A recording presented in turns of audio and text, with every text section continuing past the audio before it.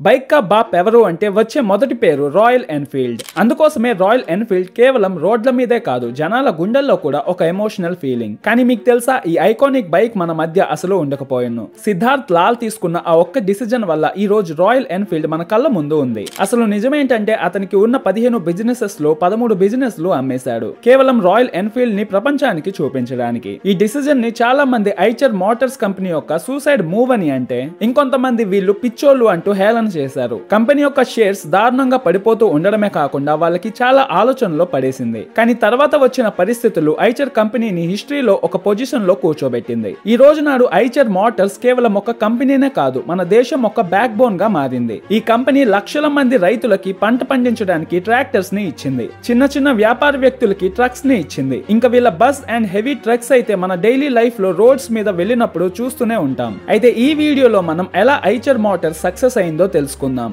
But me side నుంచి support చేయడానికి ఈ వీడియోని లైక్ చేసి లాస్ట్ వరకు తప్పకుండా చూడండి. ఈ కథ మనకి స్వతంత్రం వచ్చినప్పుడు మొదలైన కథ. అప్పట్లో మన ఎకనామీ టోటల్ గా అగ్రికల్చర్ మీదే డిపెండ్ అయ్యి ఉండేది. రైతులు నేచురల్ గా మనిషి కష్టంతోనే పంటని పండించేవారు, ఎందుకంటే అప్పట్లో అగ్రికల్చర్ మెషిన్స్ ఒక తయారు కూడా చాలా తక్కువ ఉండేవి. ఈ ప్రాబ్లం ని సాల్వ్ చేయడానికి మన ఇండియన్ బిజినెస్ మ్యాన్ 1948లో గుడ్ ఎర్త్ అనే పేరుతో ఒక కంపెనీని మొదలు పెట్టాడు. ఆ కంపెనీ ఒక బిజినెస్ జర్మనీ ఇంకా అమెరికా నుంచి ట్రాక్టర్స్ ని ఇంపోర్ట్ చేసుకొని మన దేశంలో సేల్ చేసేవారు. ఆ ఐడియా చాలా సాలిడ్ ఉండేది, ఎందుకంటే మన దేశం అగ్రికల్చర్ కంట్రీ అవ్వడం వల్ల చాలా వేగంగా అందరూ వాడడానికి ఇష్టపడ్డారు. కానీ ప్రాబ్లం ఏంటంటే అప్పట్లో మన దేశం ఎకనామీ స్టేబుల్ చేసే ప్రయత్నంలో ఉండేది. ఫార్మర్స్ ఒక ఆదాయం చాలా తక్కువ ఉండేది, దానివల్ల చాలా ఎక్కువ రేటు ఉన్న ట్రాక్టర్స్ కొనడం చాలా కష్టంగా మారింది. అందుకోసమే 1952 నుంచి 1957 మధ్యలో గుడ్ ఎర్త్ కంపెనీ కేవలం 1500 ట్రాక్టర్స్ మాత్రమే అమ్మగలిసింది. మన ఆలోచనలో వచ్చిన సందేహం కరెక్టే. గడిచిన 4 సంవత్సరాలలో 1500 ట్రాక్టర్స్ అమ్మడం అంటే ఈ రోజుతో కంపేర్ చేసుకుంటే తక్కువలాగే ఉంటుంది. కానీ అప్పట్లో ఉండే ఛాలెంజెస్ చూసుకుంటే 1500 చాలా పెద్ద మైల్ స్టోన్.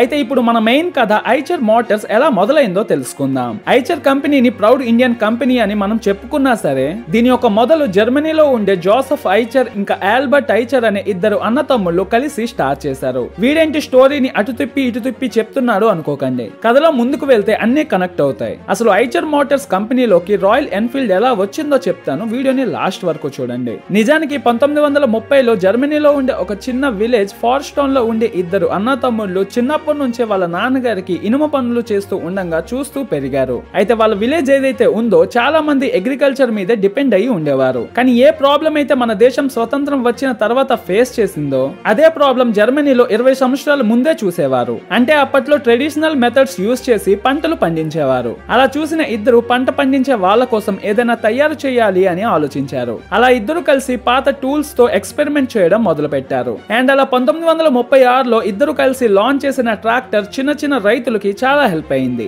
ఎందుకంటే ఆ ట్రాక్టర్ తక్కువ ఫ్యూయల్ తో నడవడమే కాకుండా దాన్ని డ్రైవ్ చేయడం చాలా ఈజీగా ఉండేది. అలా దాని తర్వాత చాలా ఈవెంట్స్ అయ్యాయి. కానీ 1936లో మొదలుపెట్టిన అడుగు జర్మనీతో పాటు మిగతా దేశాల్లో కూడా చాలా మంచి పేరుని సాధించింది. ఒకవైపు ఐచర్ ఒక ట్రాక్టర్స్ వేగంగా వాళ్ళ మార్కెట్ షేర్ ని పెంచుకుంటూ పోతుంటే, ఇంకోవైపు మన దేశానికి తక్కువలో దొరికే ట్రాక్టర్స్ ఉంటే బాగున్ను అనే ఆలోచన ఉండేది. అప్పుడే ఐచర్ బ్రదర్స్ ఇండియన్ మార్కెట్ లోకి అడుగు పెట్టడానికి సిద్ధమయ్యారు. కానీ ప్రాబ్లం ఏంటంటే అప్పట్లో గవర్నమెంట్ చాలా ఇండస్ట్రియల్ పాలసీస్ చేయడం వల్ల ఏదైనా ఫారెన్ కంపెనీ మన దేశానికి రావాలి అంటే ఏదైనా ఇండియన్ కంపెనీతో కలిసి పార్ట్నర్షిప్ చేయాలి. అదే రీజన్ తో ఐచర్ బ్రదర్స్ ఒక ఇండియన్ కంపెనీ కోసం చూస్తూ, ఎవరైతే ఆ ఫీల్డ్ లో ఉంటూ ఇండియన్ మార్కెట్ ని ఇంకా కస్టమర్స్ ఒక అవసరాన్ని తెలుసు ఉంటారో వాళ్ళ కోసం ఐచర్ బ్రదర్స్ వెతికారు. అప్పుడే వాళ్ళ కళ్ళు గుడ్ ఎర్త్ కంపెనీ మీద పడింది. 1958 వచ్చేసరికి ఐచర్ ఇంకా గుడ్ ఎర్త్ కంపెనీ కలిసి Eicher tractor corporation of India limited అనే పేరుతో ఒక జాయింట్ వెంచర్ ని మొదలు పెట్టింది. యాక్చువల్లీ ఆ పార్ట్నర్షిప్ అవ్వడానికి మెయిన్ రీజన్ మన దేశంలో ట్రాక్టర్స్ ఒక మ్యానుఫ్యాక్చరింగ్ అవ్వాలని.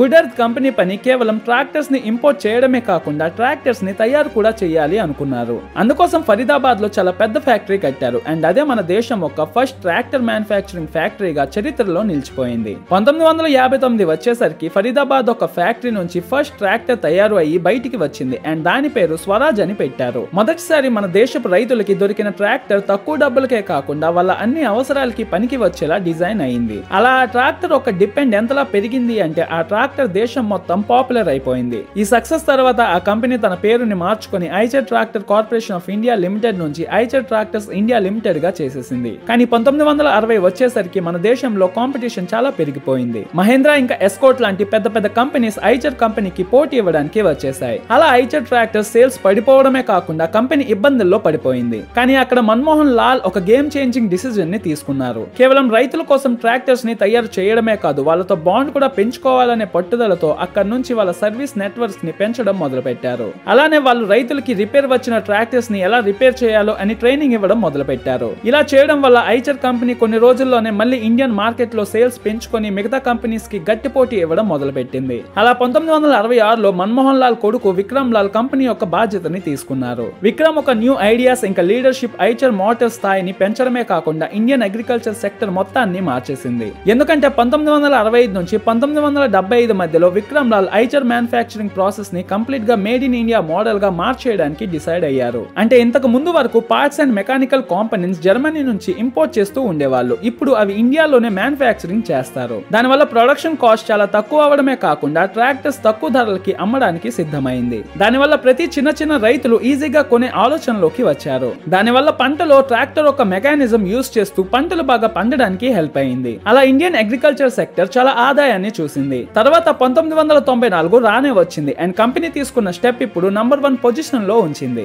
ఎన్ఫీల్డ్ ఇండియా అని పేరున్న కంపెనీని ఐచర్ లో కలుపుకున్న తర్వాత దాన్ని రాయల్ ఎన్ఫీల్డ్ మోటార్స్ లిమిటెడ్ గా మార్చేశారు. కానీ కథలో ట్విస్ట్ ఏంటంటే ఎప్పుడైతే ఐచర్ రాయల్ ఎన్ఫీల్డ్ కొన్నాదో అప్పుడు కంపెనీ చాలా లాస్ లో ఉండేది. అయితే ఐచర్ కంపెనీ లాస్ లో ఉన్న ఎన్ఫీల్డ్ ని ఎందుకు కొన్నది అనే ప్రశ్న అందరికీ అప్పట్లో కలిగింది. కానీ రాయల్ ఎన్ఫీల్డ్ యొక్క హిస్టరీ చూసుకుంటే ప్రజలు దాన్ని ఒక ఎమోషనల్ గా భావిస్తారు. ఆ కంపెనీ బైక్స్ వరల్డ్ వార్ 1 ఇంకా 2 టైమ్ లో బ్రిటిష్ సైనికులకి ఫేవరెట్ బైక్ గా ఉండేది. 1954లో మన ఇండియన్ గవర్నమెంట్ కూడా 800 బైక్స్ ఆర్డర్ ఇచ్చింది. అక్కడ నుంచే మన ఇండియన్ పోలీస్ ఇంకా సైనికుల ఫేవరెట్ బైక్ గా మారిపోయింది. అండ్ ఇప్పుడు మన దేశంలో దాన్ని ఒక పవర్ సింబల్ గా చూస్తున్నారు. కానీ అప్పట్లో రెట్రో బైక్స్ ట్రెండ్ మెల్లమెల్లగా తగ్గిపోవడం వల్ల కంపెనీ చాలా లాస్ లోకి వచ్చేసింది. అప్పుడే ఐచర్ కంపెనీ వచ్చి మేము మళ్ళీ ప్రాఫిట్ లోకి తెస్తామని ఆ డీల్ ని ఒప్పుకుంది. కానీ రోజు రోజుకి అనుకున్న లాభాలు రాకపోవడమే కాకుండా చాలా లాసెస్ కంపెనీ చూసింది. ఎంతలా అంటే నెలకి 6000 బైక్స్ ని తయారు చేస్తే కేవలం 2000 మాత్రమే సేల్ చేసేవారు. పైనుంచి బైక్స్ రిపేర్ అవ్వడం వల్ల ఐచర్ కంపెనీ యొక్క రెప్యుటేషన్ కి దెబ్బ పడింది. తర్వాత 2000 సంవత్సరం వచ్చేసరికి కంపెనీ యొక్క చైర్మన్ విక్రమ్ లాల్ ఇంకా సీనియర్ ఎగ్జిక్యూటివ్ కలిసి ఇక రాయల్ ఎన్ఫీల్డ్ ని ఆపేద్దాం అనుకున్నారు. కానీ అప్పట్లో విక్రమ్ లాల్ కొడుకు సిద్ధార్థ్ లాల్ ముందుకు వచ్చి కేవలం 2 సంవత్సరాలు టైం అడిగాడు.